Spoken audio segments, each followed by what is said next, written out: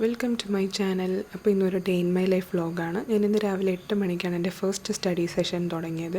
രാവിലെ ഞാൻ റൊട്ടേഷണൽ മോഷൻ്റെ ലെക്ചറാണ് കാണുന്നത്. ഇത് ആക്ച്വലി എനിക്ക് പെൻഡിങ് ഉണ്ടായിരുന്ന 2-3 ക്ലാസ്സാണ്. അപ്പോൾ അത് കണ്ടു തീർക്കാമെന്ന് വിചാരിച്ച് ഞാൻ രാവിലെ തന്നെ റൊട്ടേഷണൽ മോഷൻ്റെ ലെക്ചറാണ് കാണുന്നത്. എൻ്റെ കയ്യിൽ ഓൾറെഡി നോട്ടുള്ളതുകൊണ്ട് ഞാൻ നോട്ട് എഴുതുന്നില്ല. അപ്പോൾ ഈ സെഷൻ ഒരു 1 മണി വരെ ആയിരുന്നു ഉണ്ടായിരുന്നത്. അത് കഴിഞ്ഞ് ഞാൻ 1 hour ലഞ്ച് ബ്രേക്ക് എടുത്തിട്ട് 2 മണിക്ക് തെർമോഡൈനാമിക്സ് ക്വസ്റ്റ്യൻസ് അറ്റൻഡ് ചെയ്യാനിരിക്കുകയാണ്. ഇത് പ്രീവിയസ് ഇയറിലെ ക്വസ്റ്റ്യൻസിൻ്റെ ബുക്കാണ്. ഞാൻ പ്രീവിയസ് ഇയർ ആണ് അറ്റൻഡ് ചെയ്യുന്നത്. ഇപ്പോൾ തെർമോഡൈനാമിക്സ് ഞാൻ ക്ലാസ്സൊക്കെ കണ്ടു കഴിഞ്ഞു, റിവൈസ് ചെയ്ത് കഴിഞ്ഞായിരുന്നു നോട്ട്സൊക്കെ. അപ്പോൾ അതിന് ശേഷം ഞാൻ വർക്ക് ബുക്കിലെ ക്വസ്റ്റ്യൻസും ചെയ്തിട്ടുണ്ട്. അതിനും ശേഷമാണ് ഞാൻ പ്രീവിയസ് ഇയർ ക്വസ്റ്റ്യൻസ് ചെയ്യുന്നത്. ഇത് കുറച്ച് ക്വസ്റ്റ്യൻസ് ഉണ്ടായിരുന്നുള്ളൂ, ഒരു 40-45 ക്വസ്റ്റ്യൻസ് എന്തോ ഉണ്ടായിരുന്നുള്ളൂ. പക്ഷേ കുറച്ച് സമയം എടുത്തായിരുന്നു ക്വസ്റ്റ്യൻസ് ചെയ്യാൻ. ചില പ്രോബ്ലംസൊക്കെ തെർമോഡൈനാമിക്സിൽ കുറച്ച് ടൈം കൺസ്യൂമിംഗ് ആയിട്ട് എനിക്ക് തോന്നി. പക്ഷേ ചിലതൊക്കെ തിയറി വരുമ്പോൾ നമുക്ക് പെട്ടെന്ന് ചെയ്യാനും പറ്റും. നമ്മുടെ പേപ്പർ പിന്നെ ഒരു ബാലൻസ് ആയിട്ടാണ് വരുന്നത് കൊണ്ട് കുഴപ്പമില്ല. പക്ഷേ ഈ ഒരു ചാപ്റ്റർ മാത്രം ചെയ്യാനിരിക്കുമ്പോഴത്തേക്കും കുറച്ച് ടൈം കൺസ്യൂമിംഗ് ആയിട്ടുള്ളതുപോലെ എനിക്ക് തോന്നിയായിരുന്നു. അപ്പോൾ അതായിരുന്നു ഞാൻ തെർമോഡൈനാമിക്സ് ചെയ്തിട്ടുണ്ടായിരുന്നത്. പിന്നെ ഇപ്പോൾ ഞാൻ ഏറ്റവും കൂടുതൽ ശ്രദ്ധിക്കുന്ന കാര്യം, ഞാൻ ടൈമർ വെച്ച് ക്വസ്റ്റ്യൻസ് അറ്റൻഡ് ചെയ്യാൻ ശ്രദ്ധിക്കും.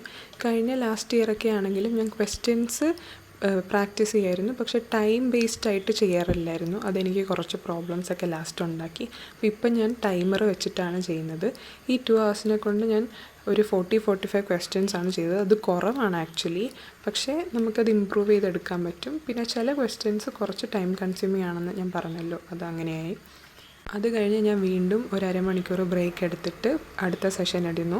അത് ഫോട്ടോസിന്തസിസ് ആണ്. ഫോട്ടോസിന്തസിസ് ഞാൻ NCERT ആണ് തറവായിട്ട് വായിക്കുന്നത്.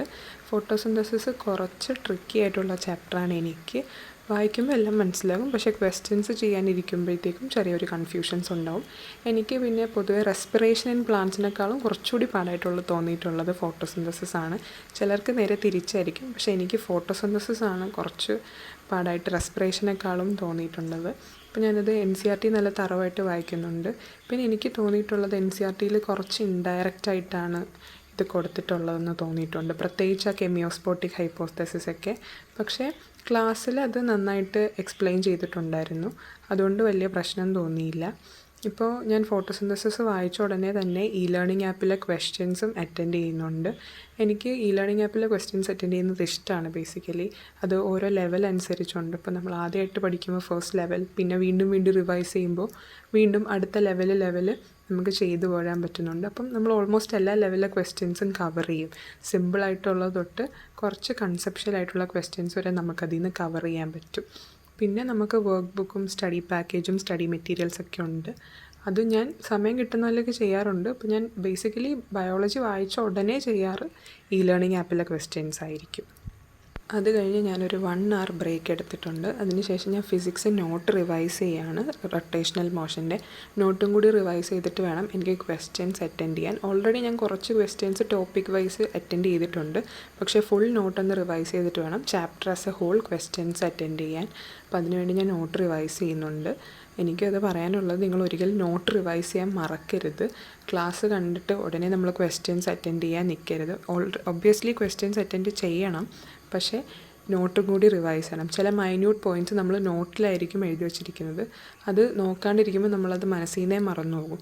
സോ നോട്ടും കൂടി റിവൈസ് ചെയ്തിട്ട് ക്വസ്റ്റ്യൻസ് ചെയ്യുക. അപ്പോൾ ഇതായിരുന്നു എൻ്റെ ലാസ്റ്റ് സ്റ്റഡി സെഷൻ. അത് കഴിഞ്ഞിട്ട് ഞാനൊന്ന് പുറത്ത് പോയി, അപ്പോൾ എടുത്ത വിഷ്വൽസാണിന്ന്. അപ്പോൾ ഇതായിരുന്നു എൻ്റെ day in my life. Almost ഒരു 9 hours ഇന്നത്തെ ദിവസം നമ്മൾ പ്രൊഡക്റ്റീവായിട്ട് യൂസ് ചെയ്തിരിക്കുന്നത്.